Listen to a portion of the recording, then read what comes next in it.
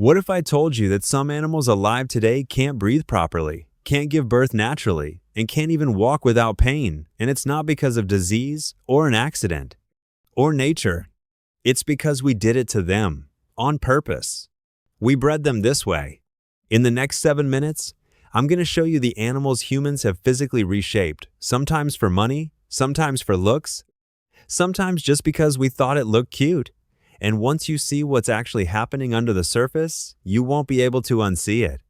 Let's start with an animal you've probably petted before. The English Bulldog looks tough, stocky, wrinkled, that famous squish face. But that face is a medical condition. It's called brachycephaly, a skull shape so short and flat that many bulldogs can barely breathe through their own noses. Vets even have a name for it: Brachycephalic obstructive airway syndrome, or BOAS. Some bulldogs snore while awake. Some can't go for a walk on a warm day without risking heat stroke because they can't pant efficiently enough to cool themselves down. And it gets more extreme. Bulldogs have been bred with such wide shoulders and narrow hips that most can no longer give birth naturally.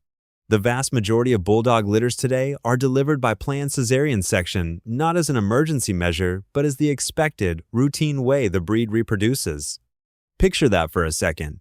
A breed that, on its own, has largely lost the ability to reproduce without a surgeon in the room. Here's one that might affect you more directly than any animal on this list, because there's a decent chance it's in your fridge right now.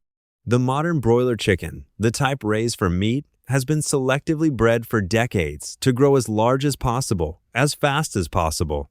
Today's broiler chickens can reach market weight in around 6 weeks, at a size that used to take 3 or 4 times as long to reach.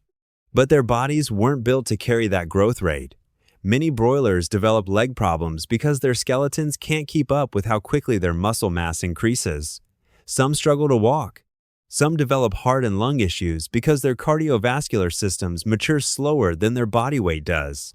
So ask yourself, how would your knees hold up if your body doubled in size every couple of weeks? Now picture a cow that looks like a bodybuilder. That's the Belgian Blue. Its muscles are so exaggerated that farmers call it double-muscled. This isn't achieved through exercise. It comes from a genetic mutation that blocks a protein called myostatin, which normally limits muscle growth.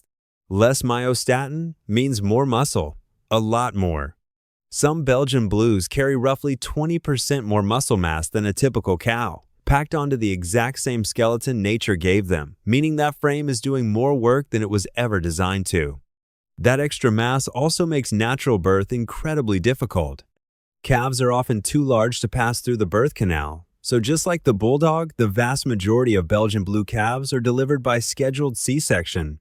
Two completely different animals, the same surgical workaround for a body we push past its limits. This one looks adorable. That's exactly the problem. The Scottish Fold's signature folded ears come from a genetic mutation that affects cartilage throughout the entire body, not just the ears. That same mutation is linked to a painful joint and bone condition called osteochondrodysplasia, which can cause stiffness, swelling, and reduced mobility, sometimes starting when the cat is still young. The trait that makes the breed famous is tied to the same trait that can make simply walking painful. Several countries have restricted or banned breeding Scottish Folds because of this. We fell in love with a photo before we understood what was underneath it. Last one, and you already know this dog's shape. The Dachshund's long back and short legs come from a form of dwarfism called chondrodysplasia, which affects cartilage and bone growth. That same short-legged, long-spine structure that gives the breed its nickname also makes it one of the dog breeds most prone to intervertebral disc disease, a spinal condition that can cause pain, and in more serious cases, partial or full paralysis of the hind legs. Studies have suggested a significant portion of Dachshunds will show signs of back problems at some point in their lives. There's a real chance the dog curled up on someone's couch right now is quietly living with a spine that could give out at any time. So here's the pattern across every single one of these animals. Humans picked one trait, a face, a muscle, an ear, a body shape, and pushed it as far as it could go, sometimes past the point the animal's own body could safely handle. Not because we're evil, usually because we wanted something cuter or bigger or more profitable, and we didn't think about or didn't want to think about what it would cost the animal.